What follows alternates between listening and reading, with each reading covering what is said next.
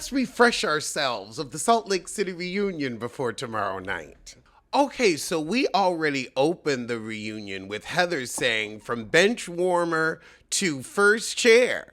And Angie is center snowflake this year, so this really shows this heifer had come into her own. So we open with Angie versus Lisa. Oh, God. Meredith said, well, Whitney's using designs off of Alibaba. I forgot about Alibaba. What word is Meredith Marks going to interestingly pronounce? At least she ain't got to thrust that damn sun on us. They've given him his own boring little corner of the world. And honestly, I hope you're embarrassed for the dud that he is. Dud. Oh, God. So the Alibaba answer sounds like a lie. That photo was a placeholder sent by the vendor. Why would you have a placeholder photo and not just put up the actual product? That don't make no damn sense. Does the product look like that? Why bring up Alibaba if not to discredit Whitney's business? Baba, Alibaba. Why did you choose to engage? What do I predict we will get this season? I wonder if Jen Shaw's coming back, and so do you. I mean, the way that Karen is already, getting a call from Andith Denise, I feel like there's a morbid curiosity with Jen, and then there's also, can she repair these friendships? I feel like Bravo, they want to get their money's worth out of her. I think that's also why we're getting a lot of talent recycled. If you plan a story and you bring it to camera, your intention is to get it out there. Get it out there. Whitney has a point. Well, I made sure you found out on camera and it didn't go on behind my back for weeks on end. Yeah, Meredith, you enjoyed bringing that shit up about Whitney. So I wonder if, I know that, honestly, I feel like Lisa fights with everybody. I think maybe Lisa and Bronwyn will be cool. I think Heather is like, I don't want to be bothered with her. So I could see Heather trying to take a little back seat. But Lisa just will argue with everybody and anybody. I want to see who gonna go at it with Myrrh. Women. She did not. Women. So now we're talking about Up and Adam as the quote-unquote bestie. It is nice that all of us bloggers are getting our turn as a plotline. Myself, Kiki Monique, Adam, Kempire. Well, Kempire has just been used as a news source. He hasn't been a plotline yet, but the way these things roll, I'm sure he will. Lisa, you got on television and said, I don't cook vegetables. I go to fast food restaurants. I love Wendy's. And your children look like they have scurvy. You're never beating those bad mom allegations. Like, why would you proudly say, I don't give my children vegetables? Baby, you said it. You said it. You said it. You said it. You got a whole deal with Wendy's at last BravoCon with your tequila. You got to deal with Wendy's. You eat fast food so much. You've done fast food commercials. So you give fast food mom. And I'm sure that I'm sure your kids eat vegetables, but you can't present this shit and not think people are going to run with it. We're going to run with it. Now, the true fractured friendship we're going to see this season is Bronwyn and Lisa, because Bronwyn thought Lisa was a good friend, and she found out she was tangential and just in the circle.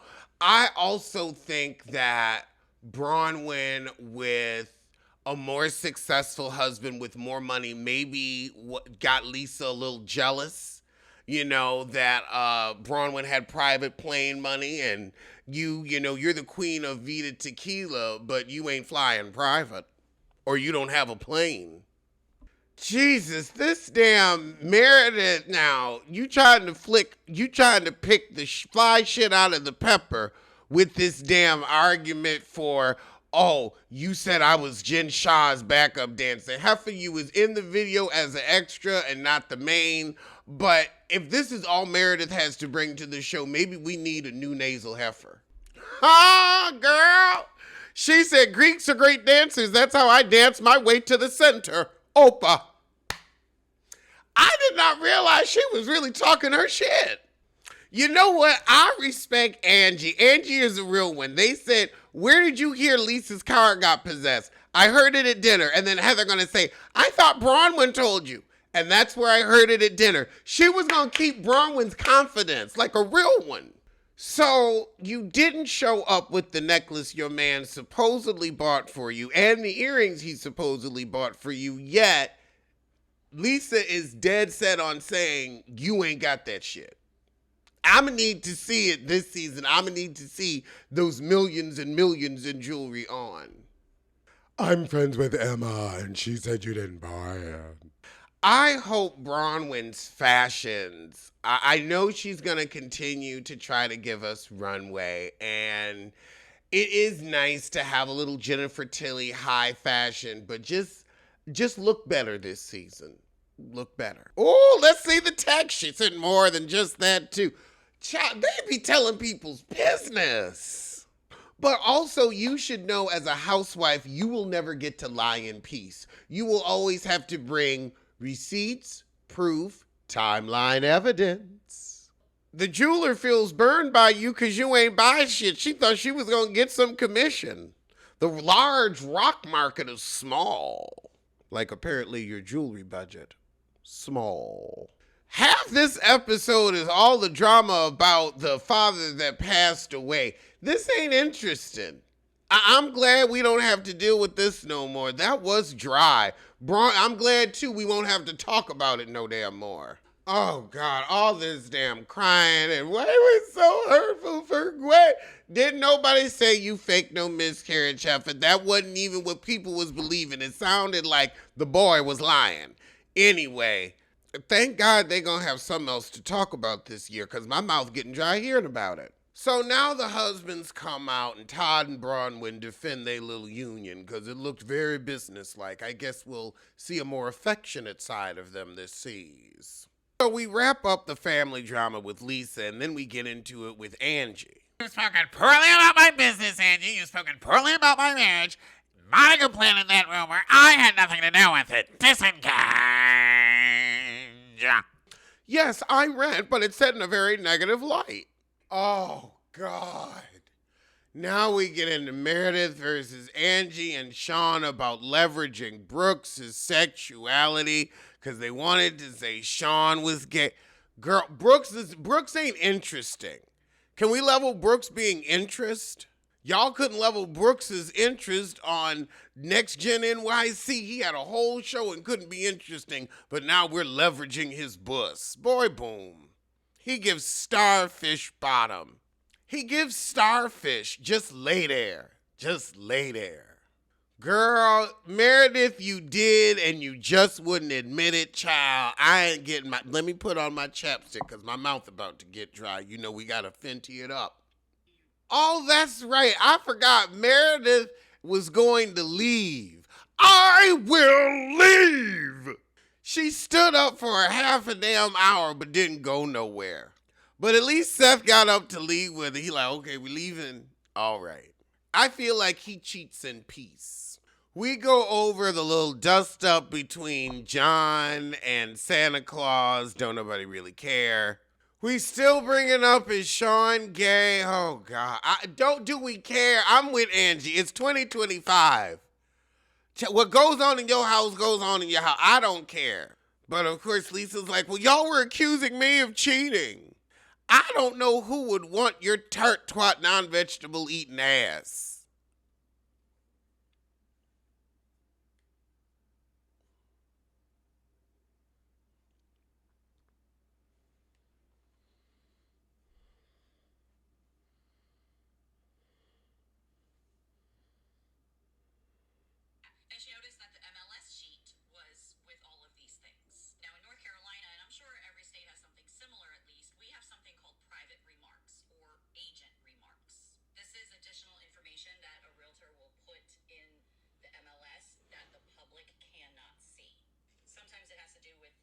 showing the house. Just some additional information. We only get so many characters in the listing description, so sometimes, it overflows over to agent remarks. And in these agent remarks, not in the public remarks, it states that the seller, with an acceptable offer, would be willing to change out the Formica countertops for granite countertops of the buyer's choosing. Do you think this was mentioned to her? No, absolutely not. So when she told me this, it led me to a next series of questions like, do you remember what paperwork you filled out? Clearly, you had to sign off on the working with real estate agents, right? That goes over the different types of relationships. Were you an unrepresented buyer? Did you sign a buyer's agency agreement? Was this person a dual agent representing both sides? And like I said, this was years ago, so she doesn't really remember, but it really struck a nerve with her. And now she's getting ready to sell, and you think she called that guy out. So over the weekend, I had a thought, and I've had this thought for quite a while, but it came in waves. And then this weekend, it really solidified it in my mind that a lot of content creating, whether you are beauty or adult or whatever, a lot of it is cringe. A lot of the content that goes on here is cringe. However, the cringier, the more successful. Like some of the cringiest people. I've been wanting to get our windows. Oh God, now Seth calling Whitney a bitch or Angie a bitch. I don't care. Seth don't even live there. Then we get to Bronwyn's man, and if he did cheat or if he didn't cheat, she gonna say he ain't cheating. In this economy, I wouldn't rock the boat either. And Bronwyn go out, well, he gave me 5 diamonds and 5 new promises. I don't have 5 fucks. So then we talk about Seth and Meredith's relationship, and she says, we're monogamous. Are you? Oh my God. Seth's lips get smaller and smaller the more she talks. Them lips is disappearing. They've been going all the way in here. We've had bumps in the road. And he's had bumps in his pussy. All right, now we're sending the husbands back. And then we start to end it with the fight between Meredith and Mary that season, which really didn't make any sense. Those ridiculous bangs. Oh, God, that's what should have started the argument. Those bangs. So this season, we definitely need something else other than Sean being gay, no more remnants of Monica, no more remnants of Jen Shaw. And that's why I'm honestly like, oh God, we finally have gotten all of the fly shit out of that Pepper.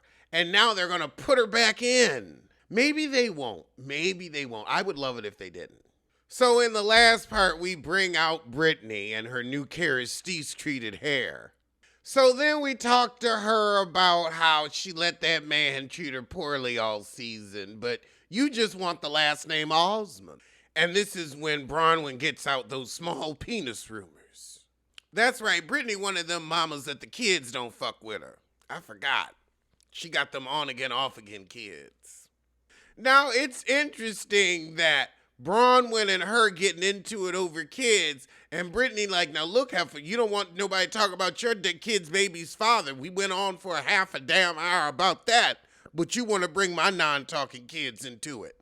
Lisa and Bronwyn going at it yet again about Lisa not being grateful for the trip that she paid for with the first class flights and coming back on 17C. Now Lisa going at it with damn Angie over the fact that she told Bronwyn more about her life than she told her. But Lisa, you was busy not being a good friend to Bronwyn, so what do you expect? That's right, Meredith hated Brittany too, and she said, I'm not going to let you spread lies about me. Meredith, you're not interesting enough to spread lies about. Oh, God, your damn eating disorder. Oh, I forgot about the barfing. Oh, Lord, they was milking. We thought, I'm watching this reunion, and it's giving me, we thought it was a better season than it was. They was milking. I am going to make a new dish. I'm going to invent chicken permission. Chicken permission, baby. Meredith is still taking Jen Shah's jail call. She's forgiven everybody. So I guess she'll be her in coming back to the show. And I could see Meredith keeping that friend shit just to usher her back into the show so that she's got a plot line and a reason to collect this check while Seth cheats in peace. Whitney and Lisa yell at each other. Whitney ain't add nothing this whole reunion. We end in part 3 and Whitney ain't really added nothing. Oh, God. Whitney and Lisa arguing, crying, and finally ending it on a good foot. But you know, we'll be arguing again. Y'all need to just hate each other and enjoy it. And see how Heather just sitting there not doing anything? Why are you here? Why are you here? You're not bringing anything. I'm going to need you to activate this seize. Well, that was the shit, so we're refreshed, and now we know that Whitney ain't really got a point. Heather ain't really got a point, so they need to show the fuck up this season. Bronwyn, you had an okay first season, but don't lean on your daughter for your plot line anymore. Let's see how that marriage doing. Whitney, what's your point? What's your purpose? Angie, keep doing what you're doing. Mary, I guess we're going to have to lean into your kookiness this year, since your son's still having his troubles. Wonder if that means your house smells like hospital or rehab. Meredith, I'm going to need something from you. Let's see how that threadbare marriage is holding on as well, because I'd like to meet Scott's boyfriend at some point. Maybe Heather could get some dick. That could be interesting, her getting a man. Brittany, I don't need you, but you're coming back anyway, so I gotta look at you. And I guess that's all the heifers. So I will see you soon for Hot Topics. So tell a kin, tell a friend, tell that heifer you hate. She needs to know. And join me at 9 p.m. for the introduction of the new book in the reading club, Black AF History, a New York Times bestseller. I'll see you live on Patreon.